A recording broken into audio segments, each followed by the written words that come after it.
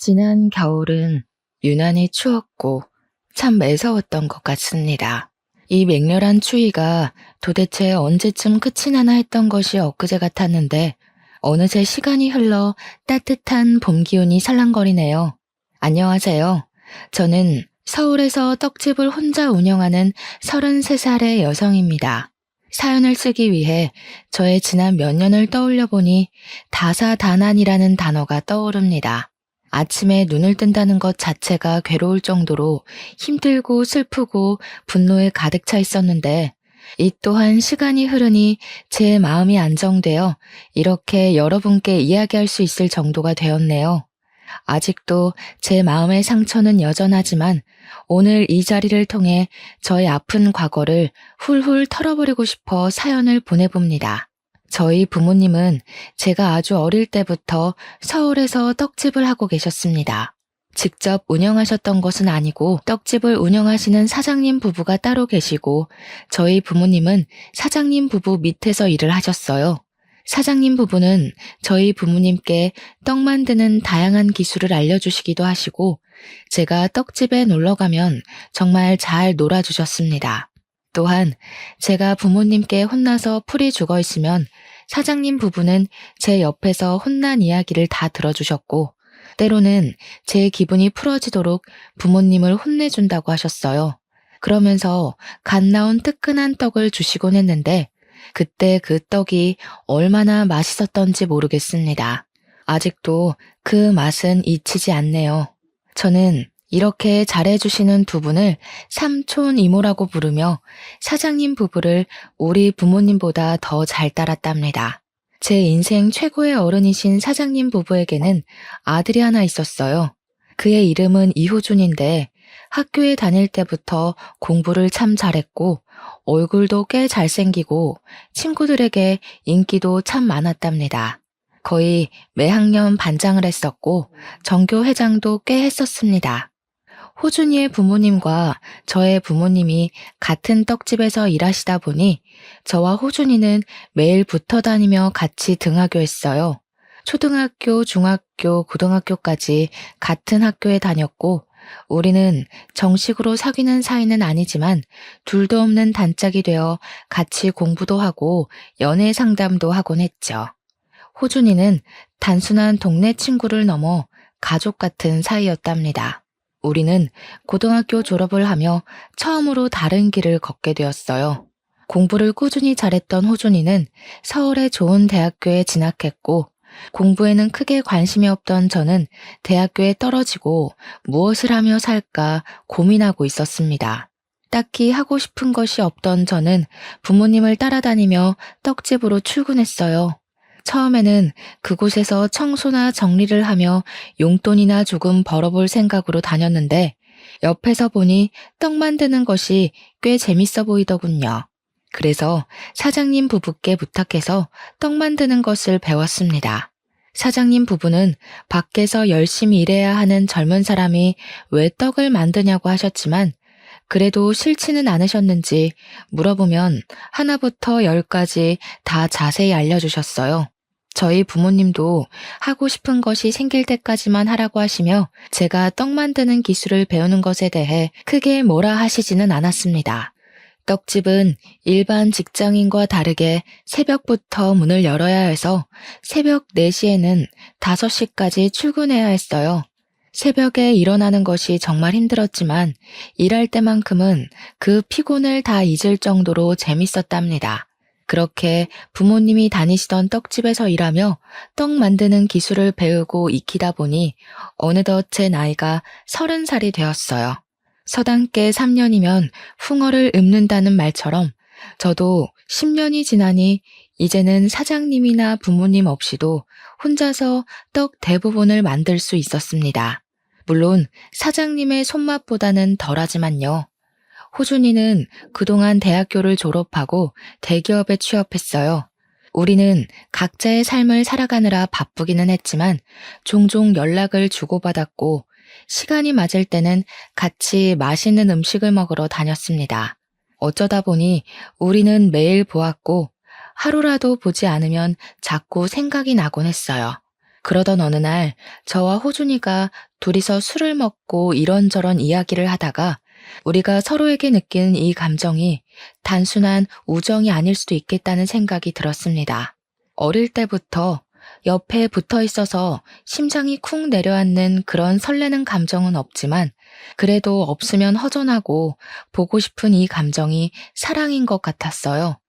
호준이 역시 저와 같은 마음이었고 그때부터 우리는 연인이 되었습니다. 그렇게 만난 지 1년이 흘러 우리의 사이는 더 깊어지고 부모님과 사장님께도 우리의 교제 사실을 말씀드렸어요. 오랜 세월을 알고 지냈지만 그래도 막상 말하려니 걱정도 되고 많이 떨리더라고요. 그러나 저의 걱정이 무색할 정도로 사장님 부부는 우리의 만남을 축하해 주셨습니다. 그러면서 저를 오랜 세월 동안 보면서 우리 아들의 짝이 되었으면 좋겠다고 생각했는데 정말 그렇게 되어서 너무 기쁘다며 이제 딸이 하나 생겼다고 생각할 테니 서로 잘 만나고 결혼도 하라고 하셨답니다. 저희 부모님 역시 호준이 정도라면 충분히 멋진 남편감이라며 잘 만나보라고 응원해 주셨어요. 이렇게 우리는 공식적인 연인 관계가 되었습니다. 사장님의 떡집은 날이 가면 갈수록 잘 되었어요. 특히 답례 떡 주문량이 정말 많아져서 저와 사장님 부부는 떡을 만들고 부모님은 나온 떡을 포장하고 배달을 하시곤 했습니다. 그러던 어느 날이었어요. 부모님이 사장님과 제가 만든 떡을 정성스럽게 포장해서 배달을 가셨는데 나가시고 10분 정도 지났을 무렵 아버지 번호로 전화가 왔습니다. 떡에 무슨 문제가 있나 싶어 받아보니 전화가 끊기더라고요. 뭔가 느낌이 이상해서 바로 다시 전화를 걸었는데 웬 여성분이 전화를 받았어요. 그 여성분은 자신은 구급대원이라고 하며 부모님이 타시던 자동차를 화물차가 들이받아 크게 다치셔서 지금 근처 대형 병원으로 이송 중이신 것입니다. 저와 사장님은 바로 부모님이 계시는 병원으로 달려갔어요. 응급실에 가보니 아버지는 아주 힘겹게 마지막 숨을 이어가고 계셨고 어머니는 이미 돌아가신 상태였습니다. 저는 그 모습을 보고 충격을 받아 다리에 힘이 풀려 주저앉았고 아버지는 사장님의 손을 잡고 힘겹게 무슨 말씀을 하신 뒤 다시는 눈을 뜨지 못하셨어요. 이렇게 저와 부모님은 하루아침에 어이없는 사고로 영원한 이별을 하게 되었습니다. 사장님 부부와 호준이의 도움으로 부모님의 장례식을 무사히 마치고 저는 이제는 부모님이 계시지 않는 떡집으로 출근했어요. 사장님 부부는 괜히 무리하지 말고 조금 쉬다 오라고 했지만 가만히 있으면 더 슬프고 자꾸 부모님이 생각나서 일에만 미쳐서 살았습니다. 그렇게 한 달 정도가 지났어요. 사장님이 진지하게 할 말이 있다고 하며 오늘은 일찍 가게 문을 닫고 호준이까지 불러서 다 같이 저녁을 먹자고 하셨습니다.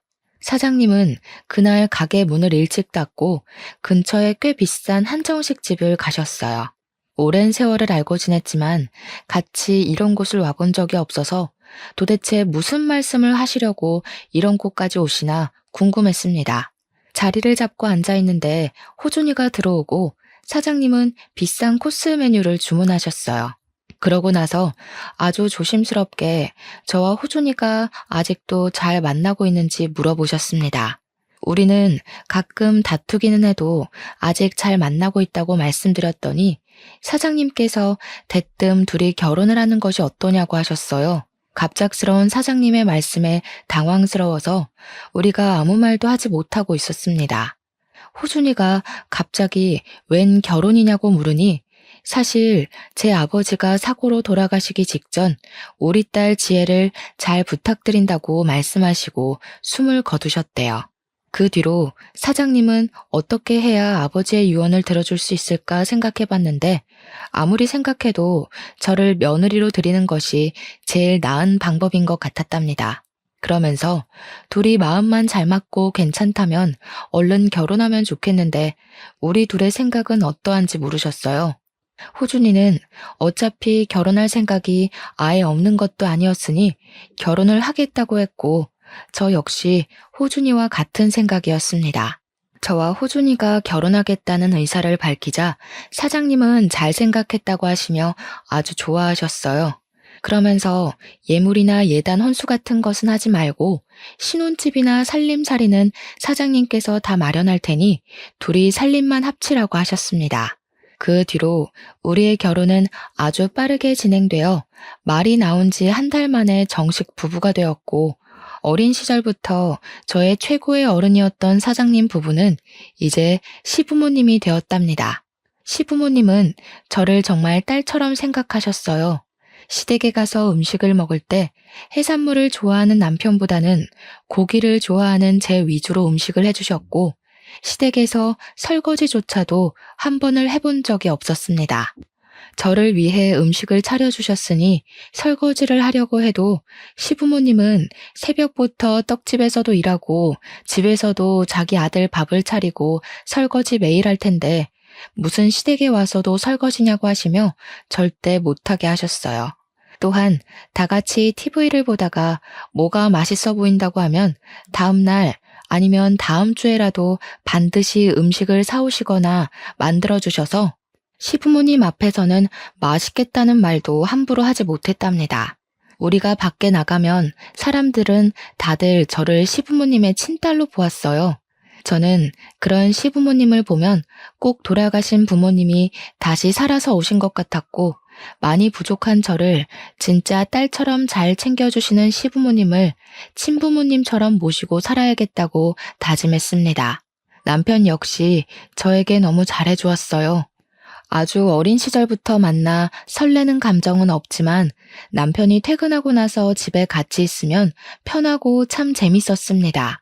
그런데 어느 날부턴가 남편의 표정이 점점 어두워지고 잠도 잘 못 자는 것 같았어요. 무슨 일이 있냐고 물으니 회사에 팀장님이 새로 오셨는데 남편과 너무 맞지 않는다는 것입니다. 사소한 일로 매일 혼내고 사람들 앞에서 인격 무시하는 발언까지 한다며 자존심이 너무 상해서 관두고 싶다고 했어요. 솔직히 지금 바짝 돈을 벌어서 모아야 할 때인데 급여나 복지가 좋은 회사를 관두는 것은 아닌 것 같아서 조금만 참아보라고 했습니다. 그랬더니 남편은 저에게 회사 생활을 한 번도 해보지 않은 사람이 사람으로 인해 스트레스 받는 이 기분을 어떻게 알겠냐고 하며 은근히 저를 무시하더라고요. 남편은 그 뒤로도 계속 힘들어했고 잠도 못 자고 밥도 잘 못 먹는 것 같았습니다. 시부모님도 점점 힘들어하는 남편을 보며 걱정을 많이 하셨어요. 남편은 몇 날 며칠을 힘들어하다가 결국 회사를 관둬야겠다고 하며 시부모님께서도 회사를 관둔다고 이야기했습니다. 시부모님은 남편에게 그래도 한 집안의 가장인데 무책임하게 관두는 것은 아니라고 하시며 지금 회사에서 나가면 뭐 해먹고 살 것이냐고 물으셨어요. 남편은 시부모님의 물음에 공무원이 되고 싶다고 했습니다. 공무원 역시 사람들과 함께 있어야 하니 사람 스트레스가 있기는 하겠지만 그래도 평생 직장인이 해볼 만하지 않겠냐며 한번 도전해보고 싶다고 했어요. 남편은 원래 한번 계획하면 무조건 밀어붙이는 성격이었고 그런 남편의 고집을 시부모님도 저도 꺾을 수가 없었습니다. 결국 남편은 남들이 다 부러워하는 대기업을 관두고 공무원 시험을 준비하게 되었어요. 남편은 퇴사하고 딱 하루만 쉬고 그 다음 날부터는 눈에 불을 켜고 공부했습니다. 새벽에 출근하는 저와 같이 일어났고 저보다 더 늦게까지 공부하다가 잠을 잤어요. 저는 그런 남편이 공부에만 매진할 수 있도록 집안일이나 식사 준비는 다 제가 했습니다. 남편이 공부할 동안 남편의 수입이 끊기고 저의 월급으로만 생활하려니 참 힘들었어요. 시부모님은 힘들면 언제든지 도와줄 테니 말하라고 하셨지만 이 집과 가전제품도 다 장만해 주셨는데 어떻게 또 손을 벌리나요? 그래서 힘들어도 아끼고 아껴가며 생활했고 다행히 남편은 열심히 공부해서 공무원 시험 준비한 지 1년 반 만에 합격했답니다. 시부모님은 남편에게 지혜가 내조를 잘해줘서 합격한 것이라고 하며 저에게 고마워하라고 했습니다. 저는 아무것도 한 것이 없는데 시부모님께서 이렇게 치켜 세워주시니 너무 민망했어요. 남편은 그 뒤로 신규자 교육을 받고 집 근처 행정복지센터로 발령을 받아 그곳으로 출퇴근을 했고, 저는 항상 그래왔듯 시부모님의 떡집에서 일하고 있었습니다. 이제는 시부모님의 도움 없이도 시부모님이 만드신 떡과 비슷한 맛을 낼 수가 있었어요. 저는 이렇게 맛있는 떡이 이 동네뿐 아니라 다른 지역에서도 더 많이 팔리기를 바랬습니다. 요새는 온라인으로도 떡 케이크나 답례떡을 많이 판매하길래 시부모님께 인터넷으로 판매를 해보자고 제안했어요. 시부모님 역시 온라인 판매를 생각하고 계셨다고 하시며 한번 시작해보자고 하셨습니다. 처음 한 달 동안은 음식을 택배로 보내다 보니 택배 사고가 빈번하게 일어났지만 점차 우리에게도 요령이 생겼어요. 그래서 두 번째 달부터는 택배 사고가 거의 없었고 여기저기 홍보도 많이 해서 매출이 꽤 많이 일어났습니다. 시부모님은 온라인 판매를 시작한 뒤로 떡집에서 발생하는 순이익의 절반을 저의 월급으로 주시며 앞으로 이 떡집을 아들이 아닌 저한테 물려줄 테니 한번 잘 운영해 보라고 하셨어요. 남편은 새로운 곳에서 일을 배우느라 많이 힘들어 보였습니다. 온종일 낯선 곳에서 낯선 사람들에게 일을 배우느라 많이 긴장한 눈치였고 집에 퇴근하고 오면 녹초가 되어 있었어요. 그나마 다행인 것이 지금 있는 곳에 직속 상사로 고등학교 여자 동창이 있어서 조금은 편하다고 했습니다. 그 여자 동창은 이름이 김은지인데 은진의 부모님이 꽤 큰 회사 사장님이시라 학교 다닐 때도 부잣집 딸로 유명했어요. 저는 은지가 당연히 아버지 회사에 들어갈 줄 알았는데 공무원이 되었다니 참 신기했고 적응하느라 힘든 남편에게 도움을 주니 참 고마웠습니다. 남편은 은지에게 정신적으로 많이 의지하는 것 같았어요. 행정복지센터에서는 물론 퇴근하고 집에 와서도 종종 카톡을 주고받더라고요. 일이 마치고 집에 왔는데도 직장 상사와 카톡을 주고받을 일이 뭐가 있나 궁금해서 물어봤지만 남편은 회사 업무가 퇴근하고 왔다고 끝이 아니라고 하며 원래 다들 이런다고 했습니다. 사실 저는 떡집 말고 일반 회사에서 일해본 적이 한 번도 없었기에 회사원들은 퇴근하고도 이렇게 계속 업무상의 연락을 주고받나 보다 생각했어요. 그리고 무엇보다 저는 새벽에 출근해서 매일 일찍 잠을 자야만 했기에 남편이 밤늦도록 카톡을 해도 거기에 대해 신경 쓸 겨를도 없었습니다. 하루는 남편이 은지한테 너무 많이 도움을 받는다고 하며 다 같은 고등학교 동창이니 주말에 함께 밥을 먹자고 했어요. 저는 오랜만에 동창을 만날 생각에 그저 좋았습니다. 만나기로 약속한 주말이 되었어요. 저는 그냥 평소에 입던 대로 입으려고 했는데 남편은 그래도 오랜만에 친구를 만나니 예쁘게 잘 차려입고 나가라고 했습니다. 제가 소개팅을 하는 것도 아니고 고등학교 여자 동창을 만나러 가는데 왜 굳이 그래야 하냐고 했어요. 그랬더니 남편은 결혼한 사람이 예쁘게 잘 꾸미고 다니면 서로 보기 좋지 않겠냐고 했습니다. 이 일로 저와 남편은 살짝 투덕거리다가 결국 남편이 골라준 옷을 입고 조금 늦게 식당으로 향했어요. 은지는 이미 식당에 와 있었습니다. 제 기억 속의 은지는 그저 귀여웠던 것 같은데 31살이 된 은지는 키는 작아도 세련되고 여자인 제가 봐도 정말 예뻤어요. 반면에 저는 떡집에서 일하는 흔하디 흔한 아줌마 같아서 뭔가 묘하게 비교되는 듯한 느낌이 들었습니다. 남편은 은지에게 참 상냥했고 은지는 그런 남편의 행동이 꽤 익숙해 보였어요. 제 남편이 그러는 모습이 참 낯설기도 하고 기분이 좋지 않았지만 다 같은 친구이니 그럴 수도 있겠지 하고 말았습니다. 저는 은지에게 남편이 지금 힘든 시기인데 여러모로 도와줘서 고맙다고 했어요.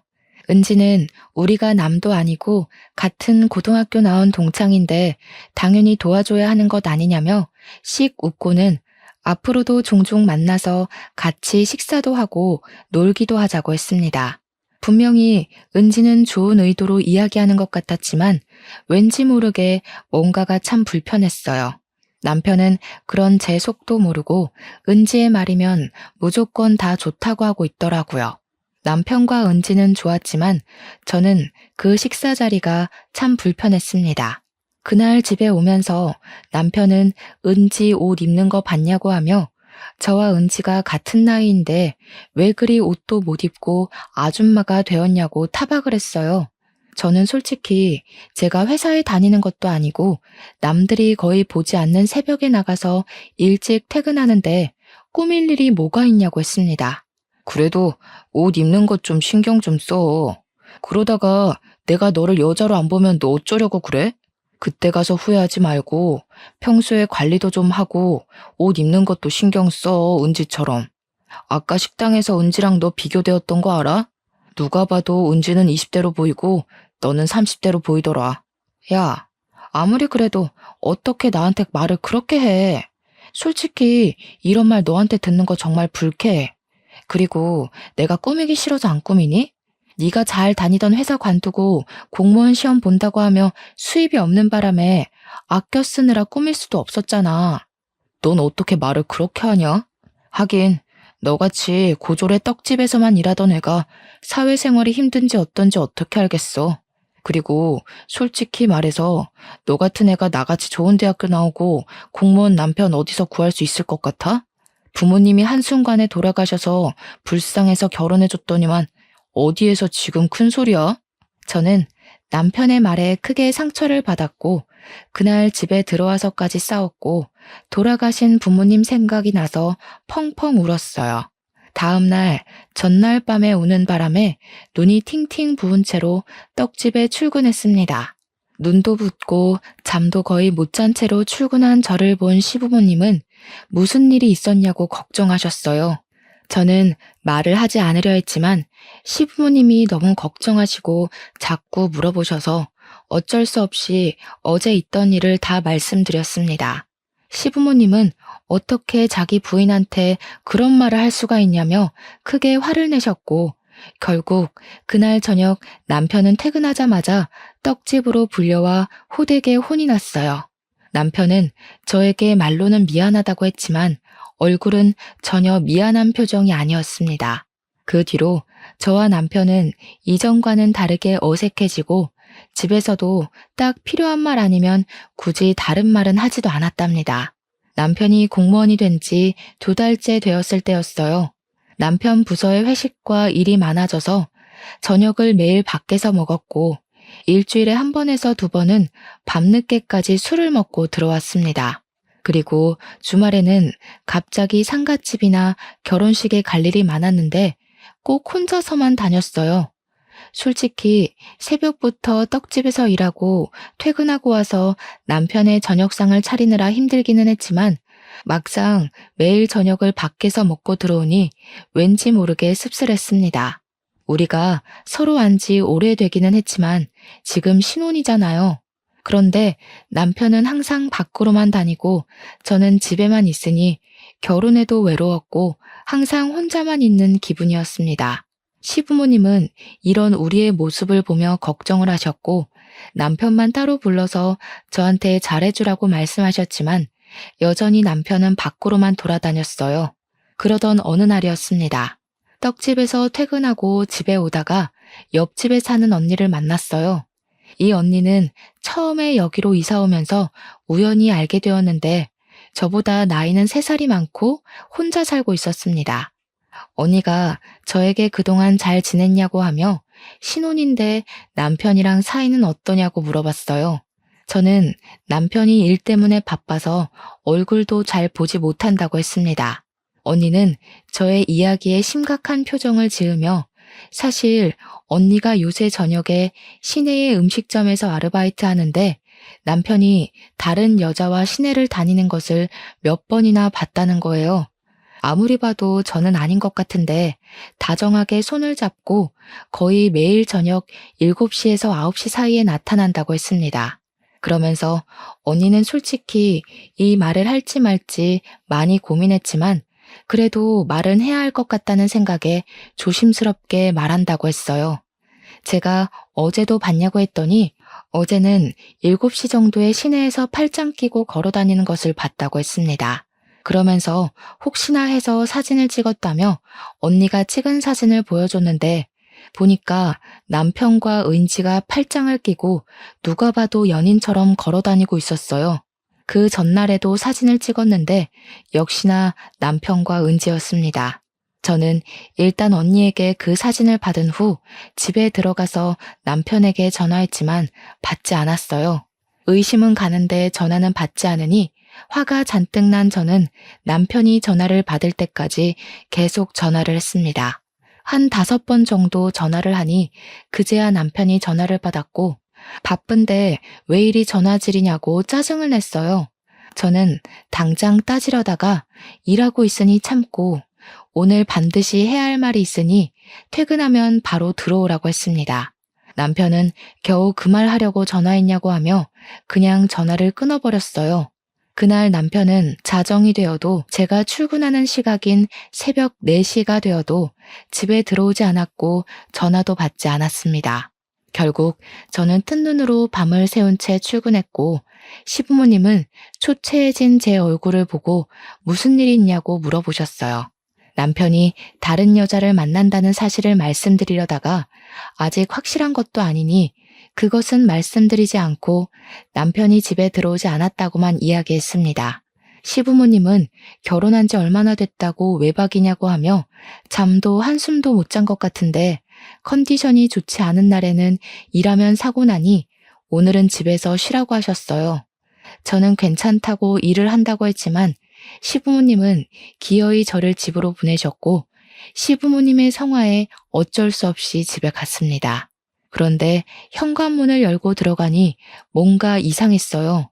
저는 분명히 불을 다 끄고 나왔는데 집안 불이 다 켜져 있었어요. 게다가 현관에는 남편의 신발과 웬 여자의 신발이 나란히 놓여 있더라고요. 저는 설마 하는 마음으로 집에 들어갔습니다. 부엌에서 남편의 말소리가 들려 가보니 남편과 은지가 나란히 앉아 제가 한 밑반찬을 먹으며 신혼부부처럼 아주 다정하게 이야기를 나누고 있었어요. 순간 피가 거꾸로 솟고 눈이 뒤집히며 화가 나 온몸이 부르르 떨렸습니다. 저는 남의 집에서 둘이 뭐하는 짓이냐고 하며 소리쳤고 분노에 찬 저의 소리에 남편은 깜짝 놀라 출근해야 할 이 시간에 여기에 왜 있냐고 물어봤어요. 너 그동안 회사에서 일한다고 해놓고서 은지 얘랑 같이 있었지? 어제 옆집에 사는 언니가 그러더라. 저녁 시간에 네가 어떤 여자랑 같이 손잡고 팔짱 끼고 다정하게 다닌다고. 그래. 나 은지랑 만난 지 조금 됐어. 지질이 궁상인데다가 떡만 만드는 네가 이제 더는 여자로 안 보여. 네가 인물이 좋기를 하니, 집이 잘 살기를 하니, 아니면 여자로서의 매력이 있기를 하니. 아무리 생각해도 내가 너와 함께하는 미래는 행복하지 않을 것 같아. 그런데 은지는 예쁘지, 집안도 좋지, 매력도 있지. 이런 여자가 날 좋아한다는데 내가 왜 거절해? 안 그래? 어떻게 네가 나한테 그럴 수 있어? 아니 그럼 도대체 나랑 왜 사귀고 왜 결혼했어 왜? 한순간에 부모님 다 잃고 고아가 되어버린 네가 너무 불쌍했거든. 단순히 네가 불쌍해서 느끼는 연민의 감정이었는데 그게 사랑이라고 착각했지 뭐야. 내가 너와 결혼한 건 순수하고 젊은 시절의 내 실수였어. 사실 그동안 나와 은지 매일 데이트했고 우리는 서로서로 강력히 원하고 사랑해.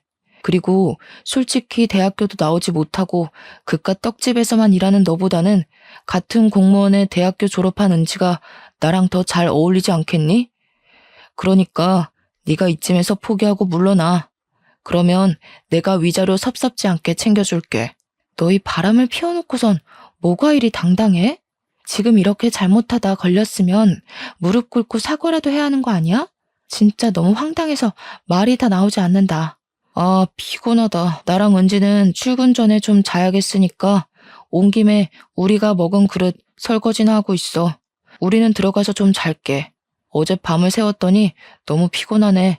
남편은 은지를 데리고 큰 방으로 들어가 문을 잠가버렸습니다. 저는 한순간에 동창에게 부부 침실을 빼앗긴 이 상황이 너무 황당해서 그대로 멍하게 있다가 구역질이 날 것 같아 집을 뛰쳐나갔어요. 밖은 아직 어두웠고 공기는 무척 차가웠습니다. 차가운 공기를 가로지르며 넋이 나가 걷고 또 걸었어요. 한참을 멍한 상태로 걷다가 정신 차리고 보니 떡집 앞이었습니다. 시부모님은 떡집에서 일하시다가 정신이 나간 채로 문 앞에 있는 저를 발견하시고는 깜짝 놀라셨어요. 시어머니는 일하시다가 말고 나오셔서 도대체 둘이 무슨 일이 있는 것이냐고 물으셨습니다. 저를 걱정스럽게 보시는 시부모님의 얼굴을 보니 갑자기 눈물이 왈칵 나더니 어린아이처럼 대성통곡을 했어요. 어머니는 그런 저에게 아무것도 묻지 않고 그저 어깨를 토닥이시며 안아주셨고 저는 따뜻한 어머니의 품 안에서 한참을 울었습니다. 저의 울음이 어느 정도 그쳐지고 진정되자 어머니는 도대체 무슨 일이 있는 것이냐고 물어보셨어요. 저는 그동안 남편이 집에 매일 늦게 들어왔던 것부터 조금 전에 제가 집에서 보고 들은 이야기까지 하나도 빠짐없이 다 말씀드렸더니 나의 이야기를 들으시던 시아버지는 처음에는 욕을 하시다가 지금 신혼집 안방에서 둘이 같이 누워있다는 이야기를 들으시고는 작동하던 모든 기계를 다 꺼버리셨어요. 그러고서는 오늘은 장사하지 않는다고 하시며 가게 문을 닫으시고는 바로 우리 집으로 향했습니다. 시아버지는 집에 들어가자마자 바로 큰 방으로 들어가셨는데 그곳에는 남편과 은지가 서로 껴안고 누워서 잠을 자고 있었어요. 시끄러운 소리에 남편이 눈을 뜨고 이어서 은지가 눈을 떴는데 저와 시부모님이 앞에 있자 깜짝 놀라더라고요. 아버지는 화가 잔뜩 나셔서는 남편을 그야말로 개패듯이 때렸습니다. 내가 너를 이렇게 가르쳤냐? 어떻게 너 하나만 보고 결혼한 지혜를 이렇게 배신할 수가 있어? 네가 그러고도 사람이야? 이 얼빠진 놈아. 아버지, 그만 좀 때리세요. 아버지가 이러셔도 저 어쩔 수 없어요. 제가 진짜 사랑하는 사람이 은지인데 어쩌라고요.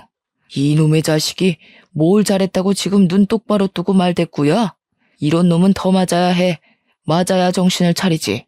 시아버지는 남편을 사정없이 때렸습니다. 사실 시아버지가 학창시절에 핸드볼 선수여서 손이 꽤 크시고 힘도 정말 세셔서 남편이 맞을 때마다 소리가 엄청났어요. 많이 아플 텐데도 남편은 아버지와 제게 절대 잘못했다는 이야기는 하지 않았습니다. 아버님, 그만하세요. 이러다가 호준이가 죽겠어요. 정말 아들이 죽을 때까지 때리실 작정이세요? 이게 뭘 잘했다고 큰 소리야? 납작 엎드려서 죄송하다고 싹싹 빌어도 모자랄 판국에 당장 이 집에서 나가. 여기가 어디라고 남의 부부 침실에 함부로 기어들어와서는 어디서 이래라 저래라야? 뻔뻔한 년 같으니라고. 전 못 나갑니다. 호준이랑 여기서 같이 나갈 거예요. 두 분이 아무리 뭐라고 하셔도 저와 호준이는 영원히 사랑하고 끝까지 함께 할 겁니다. 그러니 저한테 나가라고 이야기하지 마세요. 두 분도 호준이 이제 그만 괴롭히시고요. 애초부터 사랑하지도 않은 사람이랑 결혼을 시키신 건 두 분이세요. 이것들이 정신이 나가도 단단히 나갔구나. 이 집 내가 마련한 집인 건 알지? 둘 다 당장 나가. 이호준, 이제 넌 내 아들 아니다. 나 너 호적에서 파버릴 거야. 그러니까 나가서 다시는 내 눈앞에 나타나지 마. 갈아 마셔도 시원찮을 놈들 같으니라고. 시부모님은 잘못을 인정하지 않고 오히려 당당한 남편과 은지를 집에서 내쫓아 버렸습니다. 저는 둘이 쫓겨나가는데 속이 후련하다기보다는 그저 눈물이 났어요. 도대체 이게 무슨 상황인가 싶고 왜 제게 이런 일이 생기나 싶었습니다. 시어머니는 저를 안아주시며 어깨를 토닥여 주셨고 시아버지는 둘이서 당장 갈라서라고 하셨어요. 그러시면서 호준이 저놈은 이제 아버지의 아들이 아니고 저를 딸로 생각할 테니 우리 셋이서 같이 살자고 하셨습니다. 그리고 저에게 아들을 못나게 키워서 고생시킨 것 같아 정말 미안하다고 하셨어요. 저는 시부모님의 손을 꼭 잡으며 저의 마음 알아주시고 위로해 주셔서 감사하다고 했습니다. 시부모님의 말씀에 너무 감사해서 울고 남편 때문에 화나서 울고 정말 이날은 온종일 펑펑 울기만 했네요. 시부모님은 제가 괜찮다면 일단 이 집에서 시댁에서 같이 살자고 하셨어요. 이미 남편의 마음은 되돌릴 수 없을 정도로 떠났으니 이혼해야겠다는 생각이 들어서 알겠다고 했습니다. 그 길로 저는 제 짐을 다 챙겨서 시댁으로 들어갔어요. 시어머니는 잠도 못 자고 종일 먹지도 못하는 저를 위해 정성껏 죽을 끓여주셨습니다. 솔직히 음식이 입에 들어가지는 않았지만 일단 먹고 기운 차려야 잘못한 사람에게 화도 내고 복수도 할 수 있다며 먹기 싫어도 먹으라고 하셨어요. 시부모님도 자기 아들이 이런 짓을 저질렀으니 속이 말이 아니었을 텐데 그래도 제 앞에서 아무 내색하지 않으시고 저를 걱정하시고 위해주시니 너무 감사했네요. 시부모님은 이제부터 여기가 우리 집이라 생각하고 뭐 하려고도 생각하지 말고 편히 지내라고 하셨습니다. 저는 그런 시부모님께 너무 감사했고 이분들의 진짜 딸이 되어 평생 모시고 살겠다고 다짐했어요. 혼돈의 하루가 지나고 다음 날이 되었습니다. 잠을 설치기는 했지만 조금 쉬니 마음이 많이 진정되었어요. 시부모님은 이미 새벽에 출근하셨는데 그 와중에도 시어머니는 저의 아침상을 차려주셨습니다. 식탁 위에는 당분간 집에서 쉬며 마음을 잘 추스르라는 하는 쪽지가 있었어요. 그 쪽지를 보고 밥상을 보니 또 눈물이 왈칵 났고 저는 울면서 어머니께서 차려주신 밥을 겨우 먹었네요. 밥을 먹고 기운이 생긴 저는 바로 이혼 서류를 작성해서 남편을 만나러 갔습니다. 남편에게 남편이 근무하는 복지센터 근처의 카페에서 만나자고 하고 기다리는데 남편과 은지가 같이 들어오더라고요. 제가 이혼 서류를 내미니 남편은 기다렸다는 듯이 바로 이혼하자고 했습니다. 이혼해줘서 고마워. 사실 네가 고등학교밖에 나오지 않았고 그동안 떡만 만들었다길래 무식할 것 같아서 말이나 잘 통할까 싶었는데 그래도 잘 알아먹고 먼저 이혼하자고 하니 다행이네. 뭐 이렇게 되었으니 너도 이제 앞으로는 잘 먹고 잘 살길 바래. 참, 여기 오는 길에 내가 돈 좀 뽑았어. 위자료라 생각하고 이 돈 받고 예쁜 옷도 좀 사드리고 해. 그래야 얼른 남자 만나서 시집가지. 안 그래? 은지는 마지막 순간까지 제 속을 후벼 팠습니다. 제 앞에서 아주 거만한 표정으로 돈봉투를 주고 전 남편의 팔짱을 끼고 나가는데 정말 화가 머리끝까지 났어요. 당장 머리채라도 붙잡고 싶었지만 카페이고 손님도 많아서 일단 참았습니다. 솔직히 결혼해서 같이 산 날도 얼마 되지 않았고 아이도 없으니 그냥 조용히 이혼하려고 했는데 그 거만한 꼬락서니를 보니 도무지 안 되겠더라고요. 저는 이들이 절대 잘 살지 못하도록 복수하기로 마음을 먹었습니다. 어떻게 하면 그들이 가장 힘들어할지 생각을 하다가 남편이 공무원이 된 것을 아주 자랑스럽게 여기던 것이 생각났어요. 그리고 남편이 행정복지센터로 발령받은 지 6개월이 안 돼서 아직은 정식 공무원이 아닌 15기간이었습니다. 제가 알기로는 이 15기간에 공무원으로서 자질이 부족하다고 판단되는 경우 잘릴 수도 있다고 들었어요. 바로 이 점을 이용해서 복수하기로 했습니다. 저는 일단 옆집 언니에게 받았던 남편과 은지의 데이트 사진을 프린트했어요. 사진 밑에는 이호주는 결혼까지 한 자기 부인을 버리고 같은 곳에서 같은 공무원으로 근무하고 있는 은지와 바람이 나서 이혼을 요구하고 있다는 글을 적었습니다. 그리고 무기명으로 남편이 근무하고 있는 행정복지센터에 사진을 퀵으로 보냈어요. 2시간 정도나 지났을까요? 남편에게 전화가 왔는데 화가 아주 잔뜩 나 있더라고요. 또 어떻게 사람 뒤통수를 이렇게 칠 수가 있어? 네가 보낸 사진 때문에 공무원에서 잘렸어. 내가 어떻게 된 공무원인데 이제 어찌할 거야? 내 인생 어찌할 것이냐고. 무슨 소리를 하는 거야? 사진이라니? 나는 그런 거 없는데? 솔직히 내가 그랬다는 증거라도 있어? 이거 시치미 떼는 것 좀 봐. 그런 사진 보낼 사람이 너밖에 없는데 모른 척하지 마. 어떻게 은지한테 돈까지 받고 이런 짓을 벌여? 이럴 거면 은지한테 받은 위자료 다시 내놔. 그게 얼만지 알아? 자그마치 1,000만 원이야. 다시 다 내놔. 그럼 이 위자료 다시 반환하고 우리 이혼 소송해볼까? 아무 잘못 없는 내가 유리할까? 아니면 바람 피운 네가 더 유리할까? 남편은 제 말에 아무 말도 하지 못했습니다. 저는 남편에게 바람 피운 사람들끼리 만나서 잘 먹고 잘 살아보라고 하며 전화를 끊었어요. 그날 저녁 퇴근하신 시부모님께 오늘 하루 동안 있었던 일을 다 말씀드렸습니다. 시부모님께는 그래도 자식인데 제가 이렇게까지 해서 죄송하다고 했어요. 시부모님은 무슨 그런 소리를 하냐며 이제는 그 자식은 내 자식 아니니까 밖에서 굶어 죽든 말든 신경 쓰지 않을 것이라고 하셨습니다. 그러면서 저에게 통장 하나를 건네주셨어요. 이게 무엇이냐고 물으니 저희 부모님 몫으로 챙겨둔 퇴직금이었는데 그 퇴직금에 돈을 조금 보태서 1억을 만들었다고 하셨습니다. 지금은 너무 몸과 마음이 힘드니 한 달 정도 쉬었다가 이 돈으로 저만의 떡집을 운영해 보라고 하셨어요. 저는 아직 시부모님과 함께 있고 싶어서 거절했지만 시부모님은 이제 떡도 잘 만들고 배울 것은 다 배운 것 같으니 독립해서 더 크게 성장해 보라고 하셨습니다. 이미 두 분이 좋은 가게 자리까지 알아봐 두셨더라고요. 시어머니는 사실 이런 생각은 몇 년 전부터 하고 계셨고 저희 부모님의 유언을 지키기 위해서라도 이 돈을 받아달라고 하셨습니다. 너무 간절히 말씀하시는데 이런 시부모님의 제안을 거절만 하는 것은 아닌 것 같아 마지못해 알겠다고 했네요. 그리고 한 달 후 저는 시부모님의 도움으로 떡집을 차렸습니다. 떡집 이름은 돌아가신 부모님의 이름을 한 글자씩 따서 지었어요.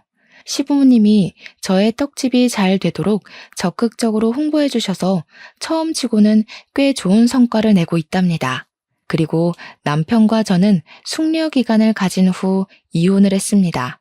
전 남편과 은지는 일하던 행정복지센터에서 쫓겨나고 은지는 유부남과 바람피웠던 사실을 부모님도 알게 돼 빈털터리로 집에서도 쫓겨났어요.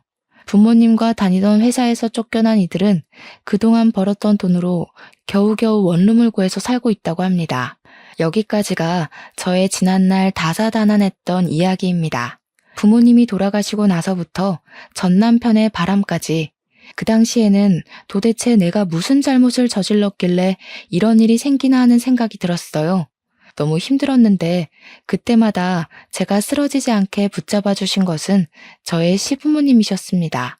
저를 끝까지 놓지 않고 돌봐주신 시부모님이 계시지 않았다면 아마 저는 이 힘듦을 이겨내지 못하고 부모님을 따라갔을 것 같아요. 저는 지금도 여전히 시부모님과 함께 살고 있습니다. 여전히 저를 딸처럼 생각하시며 설거지도 집안일도 일절시키시지 않고 정말 친딸처럼 잘 대해주시고 계세요.